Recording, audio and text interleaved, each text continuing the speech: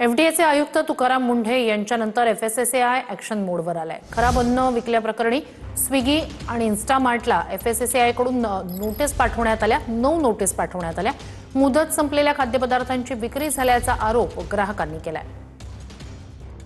Quick commerce या क्षेत्रात 10 मिनिटात घरपोच डिलिव्हरी करणाऱ्या स्विगी इन्स्टामार्टला एफएसएसएआयनं म्हणजेच भारतीय अन्न सुरक्षा आणि मानके प्राधिकरणानं चांगलाच दणका दिला।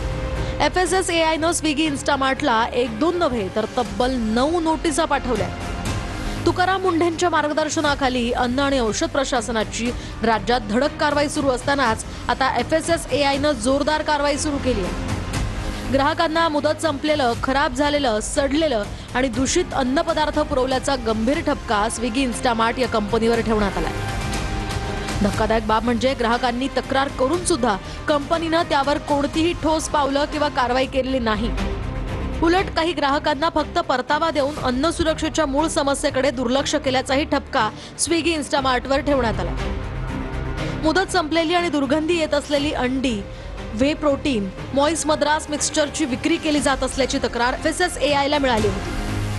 लहान मुलांचं अन्न अत्यंत निकृष्ट आणि असुरक्षित स्थितीत आढळून आलं आणि अयोग्य साठवणुकीमुळे हे उत्पादन खराब झालं अशी ही तक्रार एफएसएसएआयला प्राप्त झाली आहे। धक्कादायक बाब म्हणजे ग्राहकानं परत केल्यानंतर सुद्धा कंपनीनं तेच खराब उत्पादन पुन्हा दुसऱ्या ग्राहकाला पाठवल्याचाही आरोप आहे। एफएसएसएआयनं स्विगी इन्स्टामार्टला या सर्व त्रुटींवर लेखी स्पष्टीकरण आणि दस्तऐवजीकरण पुरावे सादर करण्याचे आदेश दिले।